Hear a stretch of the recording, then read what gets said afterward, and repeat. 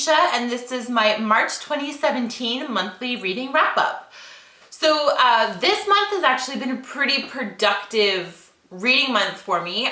Some of them are better than others, which is why I'm still debating whether I want to continue doing monthly wrap-ups, because I just don't know if it'll be worth it for the months where I only get 1 or 2 books read. But I actually read about 6 books this month, so I'm pretty proud of myself and thought I'd talk about some. So the first book that I completed in March, I did not start it in March, but I managed to finish it, was Ready Player One by Ernest Cline. This book I picked up and really wanted to read because it was on some lists of books you should read in your 20s. Interesting and all that stuff. So I was really looking forward to it, and this book really just wasn't for me. I didn't personally connect with the characters, and without connection to the characters, I mean, really, what's the point? It's a dystopian sci-fi type world. Mostly everything happens in this virtual reality that's been created. That's basically where everyone is, and kind of what's happening in the real world is just terrible, so everyone escapes to there. It's a very interesting concept, which I really enjoyed, but it really did seem like the author was trying to merge his love of sci-fi with his love of 80s pop culture, and it might just be me that I'm not into the 80s pop culture. I don't know a lot of 80s pop culture, so a lot of references went over my head, and I just felt like, I don't know, like kind of more like a fan fiction in that sense. But I also know that a lot of people have loved this book and have really connected to it, and I can definitely see why it's been a great read for other people. Just personally for me, this didn't work, but if you do have if you really love the 80s pop culture scene, especially video games, then I do recommend this book. But if not, it'll probably go over your head like it did for me. So after I finished Ready Player One, I picked up Born a Crime by Trevor Noah. This is his memoirs, like early childhood memoirs from when he was in South Africa. If you don't know, Trevor Noah is a comedian who's now the host of The Daily Show after Jon Stewart left.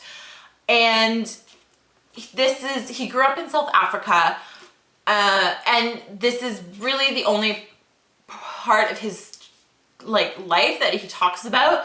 His life in the US, his life as a comedian is not discussed. He's talking about what it was like in South Africa, what the effects that apartheid had, and the effects that apartheid continued to have even after the end of it.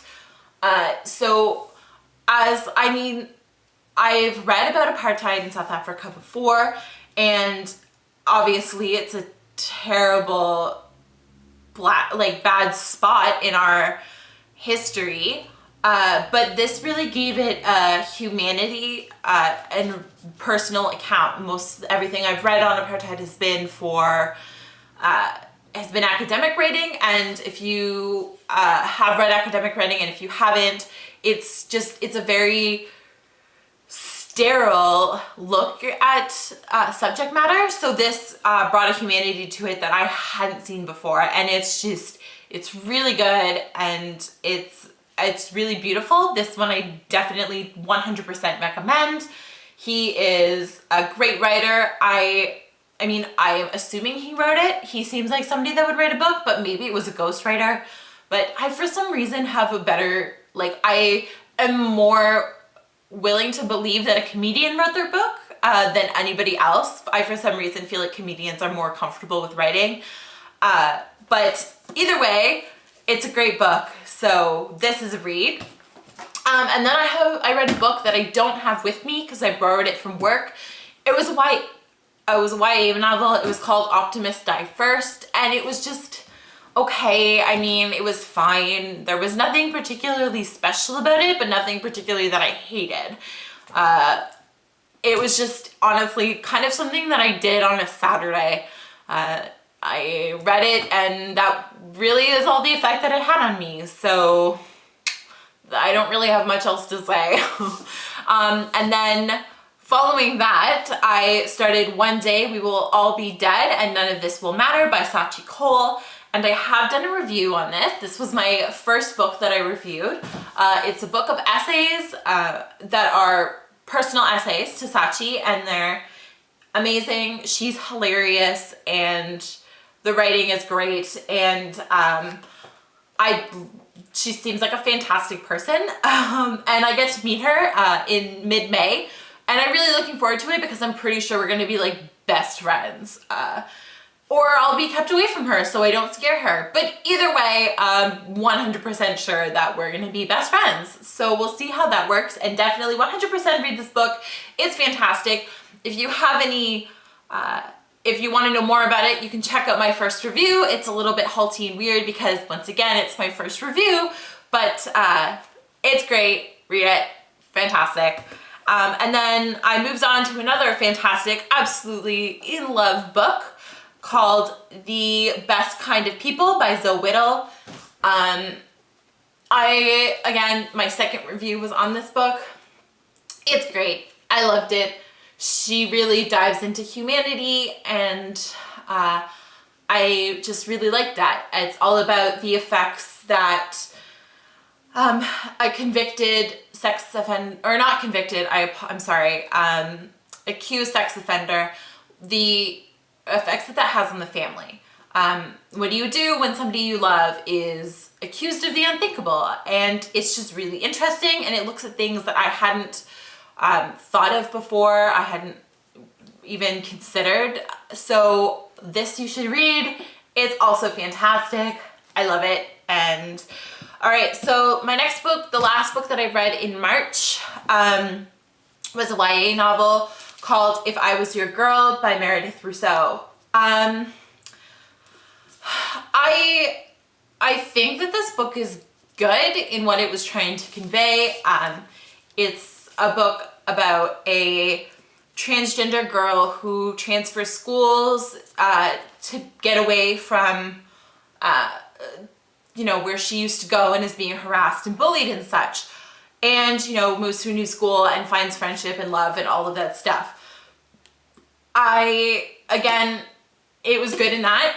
I realized that I think I'm just too bitter of a person now to just appreciate happiness in a book. I know that sounds awful, but I'm reading it and the whole time I'm like, oh my God, you're in love already? Psh, oh my God, you have friends already? That's such bullshit. And I shouldn't be thinking that, but I just think like that never happens to anybody. And I'm sure it does. I'm just a really, really bitter person. Now I never used to be, and maybe this is just like a phase, and eventually I'll become a non-bitter person. So we'll see what happens. But so I don't want to say anything negative about this book because I do think it accomplished it, and it is great to just see a basic normal YA text that has a transgender main character.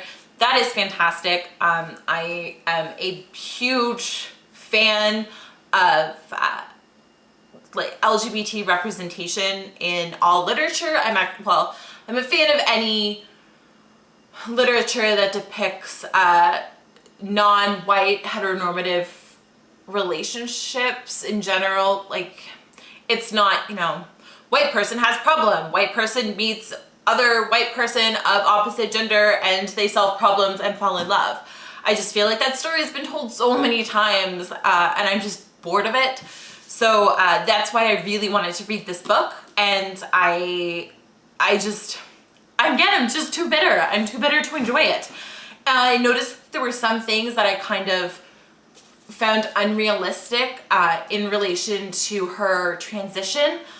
But in the acknowledgements, I read that Meredith Russo really wanted to make her, I guess, for cisgendered people who are maybe not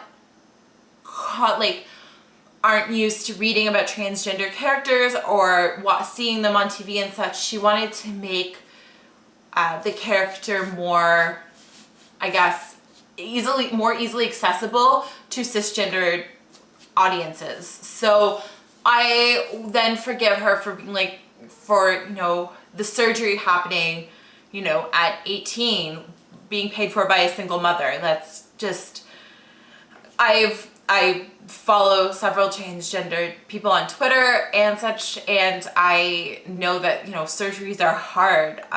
One of my favorite authors, Elliot Wake, is just trying to get a top surgery done, and it's taking it, like, it's an absurd amount of money, and so it's really difficult. And so that was kind of, while I was reading it, it's kind of like, well, that's not realistic, but now I understand what she's trying to do, and I accept that. I guess sometimes it's good to read the acknowledgments because you understand.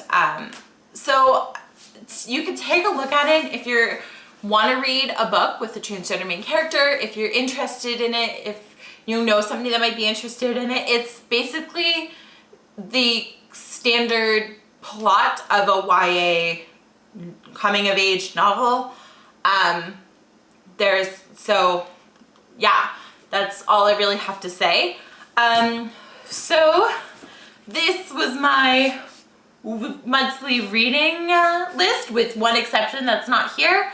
I was really proud of myself for reading this. I mean, they're all short, so it wasn't that bad, but this was my first monthly wrap-up.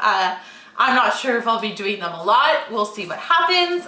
Thank you so much for watching. Check out my other reviews. They're much more, you know, in-depth than this was, but thank you so much, and I hope you all have fun reading. Bye!